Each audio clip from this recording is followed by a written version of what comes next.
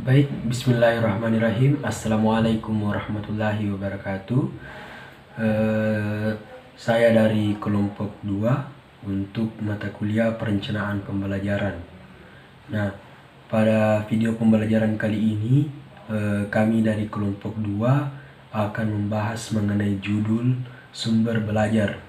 Nah, sumber belajar inilah yang akan kami jadikan tema pada video ini. Semoga apa yang nantinya kami sampaikan bisa bermanfaat buat teman-teman sekalian maupun kakak-kakak sekalian.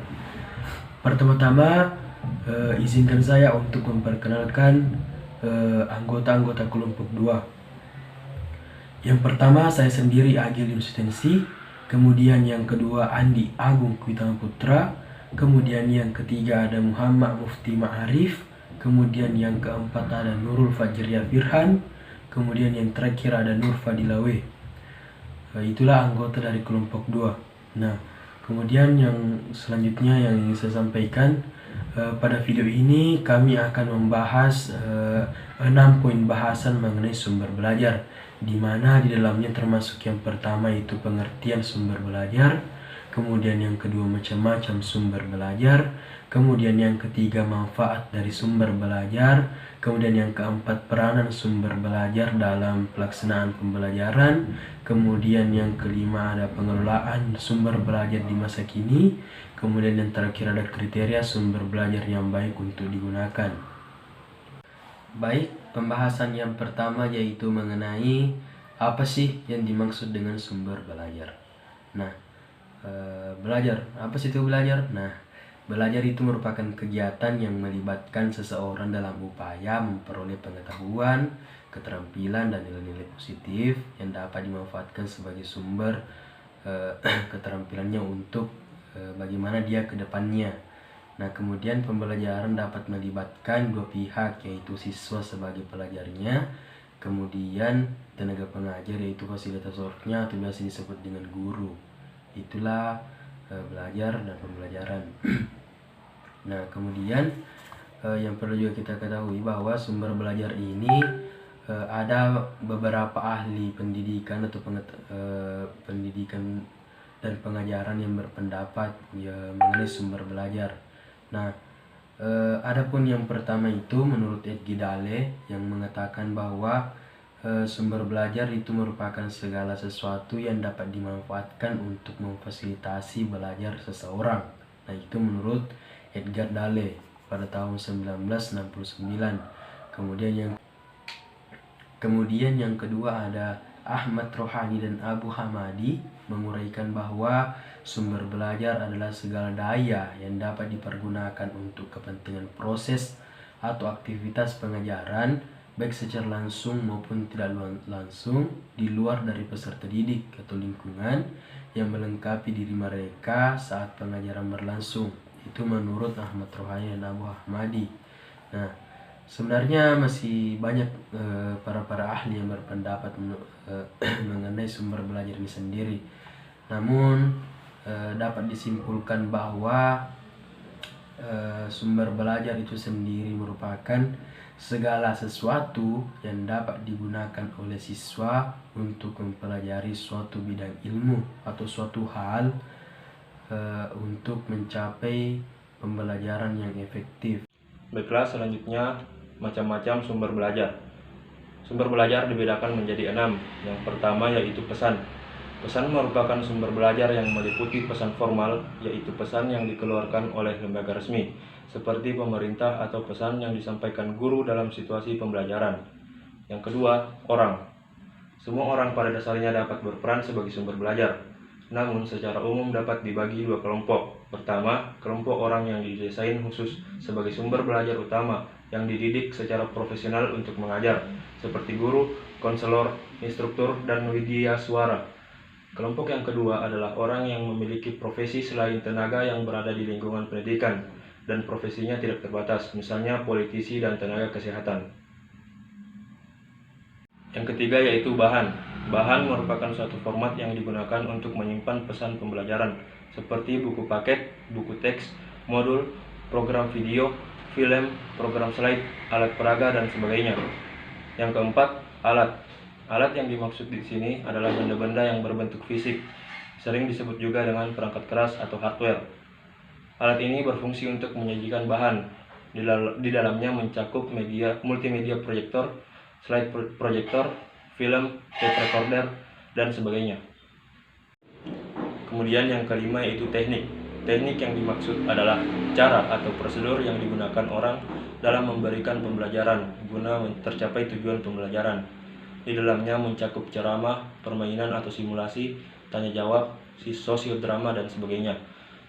Kemudian yang keenam, latar atau setting. Latar atau lingkungan yang berada di dalam sekolah maupun lingkungan yang berada di luar sekolah, baik yang sengaja dirancang maupun yang tidak secara khusus disiapkan untuk pembelajaran.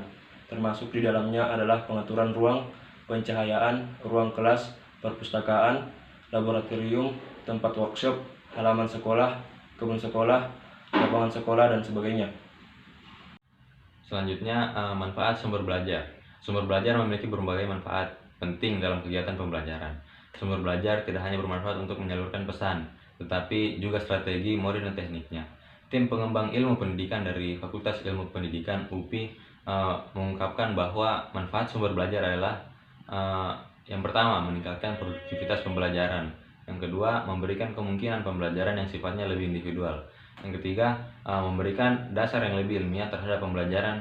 Yang keempat, lebih memantapkan pembelajaran. Yang kelima, memungkinkan belajar secara seketika. Dan yang terakhir, memungkinkan pembelajaran yang lebih luas.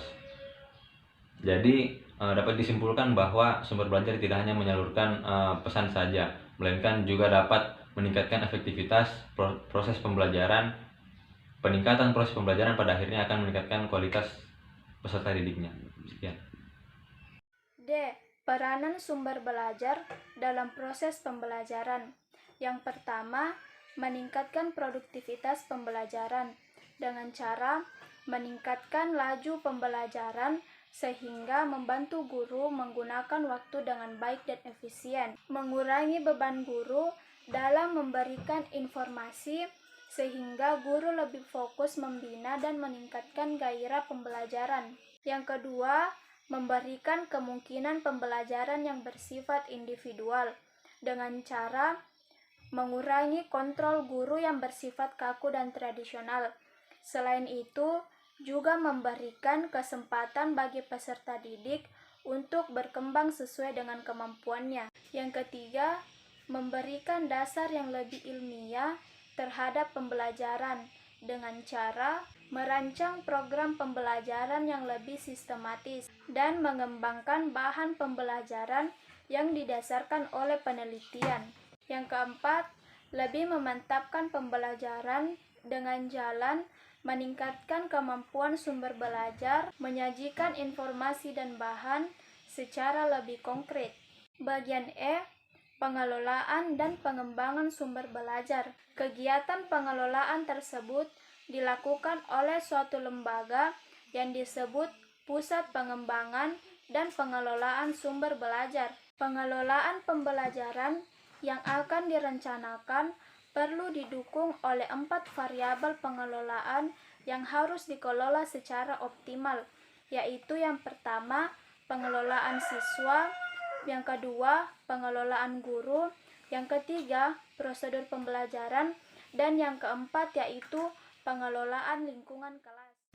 Selanjutnya yaitu kriteria pemilihan sumber belajar. Kriteria pemilihan sumber belajar diadopsi dari kriteria pemilihan media yang baik, karena pada dasarnya media merupakan bagian dari sumber belajar itu sendiri. Kriteria pemilihan materi yang baik dalam media menurut Rudy Susilana dan C. Piryana adalah yang pertama, yaitu sahih atau valid, yang artinya materi harus teruji kebenarannya serta aktual sehingga tidak ketinggalan zaman.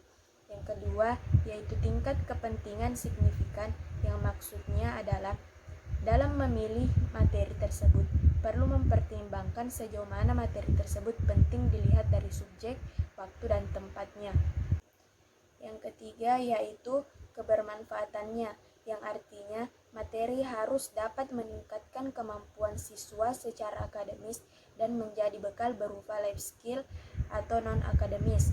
Yang keempat yaitu learnability, yang artinya sebuah materi harus dimungkinkan untuk dipelajari. Dan yang terakhir yaitu menarik minat, yang artinya materi yang dipilih hendaknya menarik minat dan dapat memotivasi siswa untuk mempelajarinya lebih lanjut. Sedangkan dalam buku panduan kreatif membuat bahan ajar inovatif menerangkan bahwa kriteria untuk menyeleksi sumber belajar yang berkualitas dapat dibagi menjadi dua, yaitu kriteria secara umum dan kriteria secara khusus. Kriteria secara umum dalam pemilihan sumber belajar yang berkualitas ini meliputi yang pertama, ekonomis, yang berarti bahwa sumber belajar tidak harus mahal. Yang kedua, praktis dan sederhana, yaitu sumber belajar harus mudah digunakan dan tidak membingungkan. Yang ketiga, mudah diperoleh, yaitu bahwa sumber belajar mudah dicari dan didapatkan. Dan yang terakhir, yaitu fleksibel, yaitu sumber belajar tidak harus mengingat pada satu tujuan dan materi pembelajaran tertentu. Yang kedua, kriteria secara khusus. Kriteria secara khusus yang perlu diperhatikan dalam pemilihan sumber belajar yang berkualitas adalah yang pertama yaitu sumber belajar dapat memotivasi peserta didik. Yang kedua, sumber belajar untuk tujuan pengajaran. Maksudnya, sumber belajar yang dipilih sebaiknya mendukung kegiatan belajar mengajar yang dilaksanakan. Yang ketiga, sumber belajar untuk penelitian. Maksudnya, sumber belajar yang dipilih hendaknya dapat diobservasi, dianalisis, dicatat, dan secara teliti, dan sebagainya. Yang keempat yaitu sumber belajar untuk memecahkan masalah. Maksudnya, sumber belajar yang dipilih hendaknya dapat mengatasi masalah belajar peserta didik yang dihadapi dalam kegiatan belajar mengajar. Dan yang terakhir yaitu sumber belajar untuk presentasi. Maksudnya, sumber belajar yang dipilih hendaknya bisa berfungsi sebagai alat, metode, atau strategi penyampaian pesan. Sekian presentasi dari kelompok kami, kurang dan lebihnya mohon dimaafkan. Wassalamualaikum warahmatullahi wabarakatuh.